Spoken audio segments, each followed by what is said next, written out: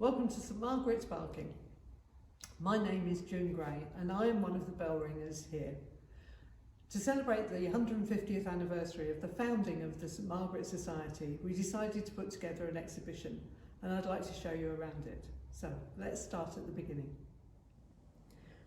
This first panel describes the first ring of bells at St Margaret's. The original ring contained 5 bells. The oldest bell was recast in 1756 and is the 7th bell in the current octave. Some of the bells were cast by an Essex bell founder called Robert Caitlin. Others were cast at the Whitechapel Bell Foundry in the 1880s. All of the current 8 bells still sit in the original oak frame. Over the years, the bells have been refurbished, with the last rehanging in 1974. At that time, the bells were retuned, but unfortunately the third couldn't be tuned, so it was recast in 1978 and called the Silver Jubilee Bell. The next part of the story concerns the ringers who were instrumental in the creation of the St Margaret's Society. Nearly all the leading figures in the early years of the Society were members of another guild. This was formed in 1637 and was called the Ancient Society of College Youths. On this panel we have information about John Murray Hayes, who was born in Essex. He and his brother Samuel were both stonemasons and ringers. They lived in Barking and helped teach new ringers at St Margaret's.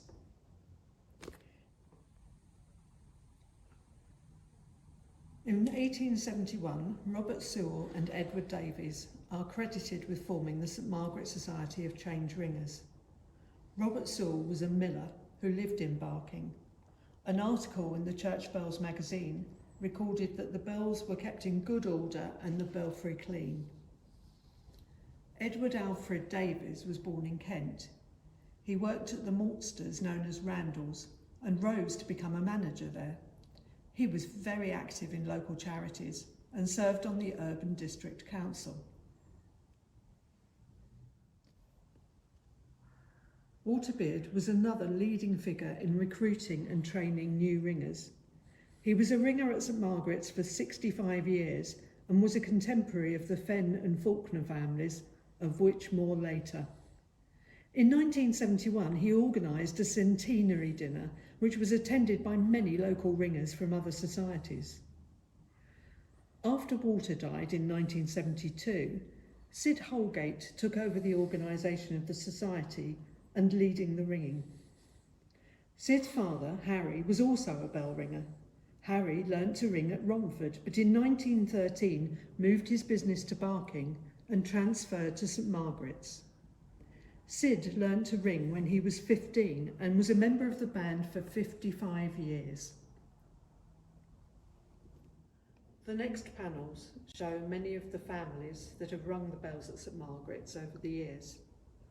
First, we have the 3 Fenn brothers, Roland, Ernest and Robert, who was known as Caleb to the ringers. All the brothers were born in Barking between 1876 and 1881. Roland was a gas fitter and latterly a crane driver. Caleb held the position of steeple keeper, which meant that he had the responsibility for keeping the bells in good order. He also wound the clock every week for 60 years. He was described as a colourful character.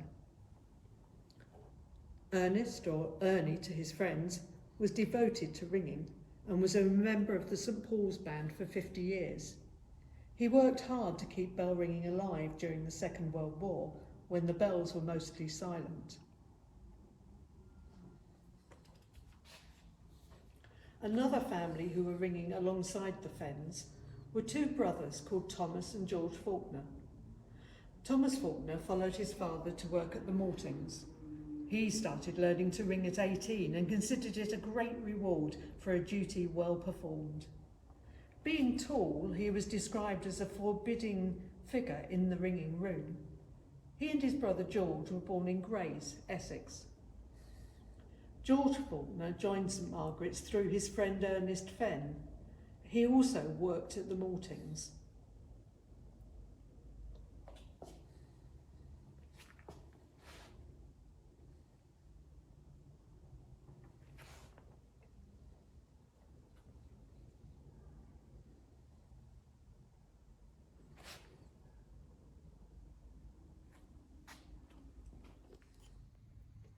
The next panel celebrates the special events we have rung for. The memory of the late Queen Victoria, then to the centenary of the First World War, the late Queen's Platinum Jubilee, and lately her funeral. We've also rung for happier occasions, such as the coronation of King Charles and Queen Camilla, and the wedding of the Prince and Princess of Wales.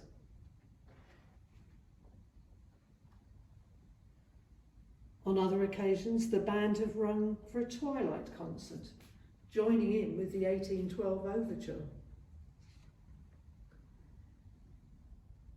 And our own Ron Petch's 90th birthday.